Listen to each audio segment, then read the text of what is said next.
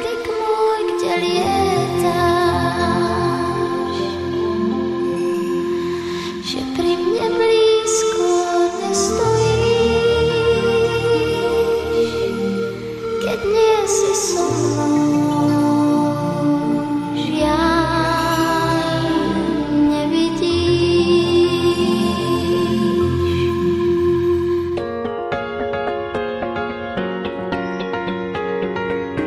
Pojďme ještě u těch Vánoc malinko zůstaneme. Vánoce teda budou doma s Laurou, nebo pojedete za mamkou do Bratislavy, nebo budeš s přítelem, jak to plánuješ? Bude to takový jako v pohybu tento rok, protože rodiče už jsou tady ode dneška. Počítám, že Štědrý tvůj večer začne někdy ve 2 hodiny odpoledne a postupně to budeš... Můžu ti říct, že už teď mám z toho hrůzu, na druhou stranu jsem si řekla, že v podstatě Štědrý večer je hlavně o Lauře. A ona musí být tak nějak jakoby spokojená, čím víc stromků, čím víc dárků. Já klidně prostě přežiju Vánoce v autě a budu jí vozit, kam jen bude chtít. Milujeme Daru Rollins. Fotíme Daru Rollins.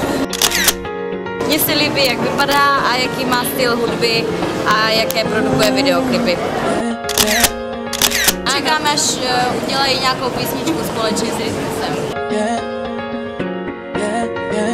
Celá studio je hnedka tady vedle hudebně, takže pokud vás zaujala věc, kterou jsem pouštěla, nebo kterou teď ještě budeme dávat, Nebepeklo rád s Tomem Popovičem, tak od Ježíška si hnedka tady můžeme splnit přání. A ještě se zeptám, na Slovensku taky varí kapr na Štědrý den, nebo mamka má něco jiného? Ne, robíme kapra, zelňačku s klobásou, slovenskou, domácou, potom hrachovou polievku. A po půlnoci udělé meso. Ještě po půlnoci dopožírujete. Mně se líbí, jak jsme se hnedka ocitli na Slovensku a ty si přišla plynule na slovenštinu.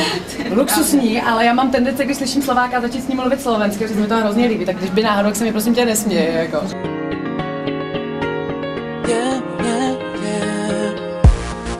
Mysli si, čo chceš, aj keď viem, že ľutuješ.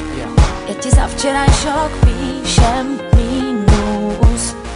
Ty zpěvačky dneska tak jako přemýšlejí a vědí, že kariéra je jedna věc a je nesmírně samozřejmě taky jako naplňující a důležitá, ale není nic víc než rodina a děti.